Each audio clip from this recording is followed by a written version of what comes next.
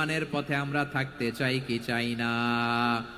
ইমানের পথে অবিচল থেকে আমার মরণ যেন হয়। সবাই পড়েন আমিন।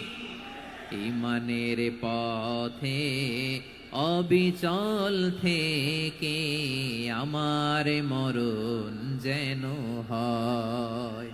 তোমারি কাছে মিনতি আমার, তোমারি কাছে মিনতি আমার, মহামহিম দয়াময়।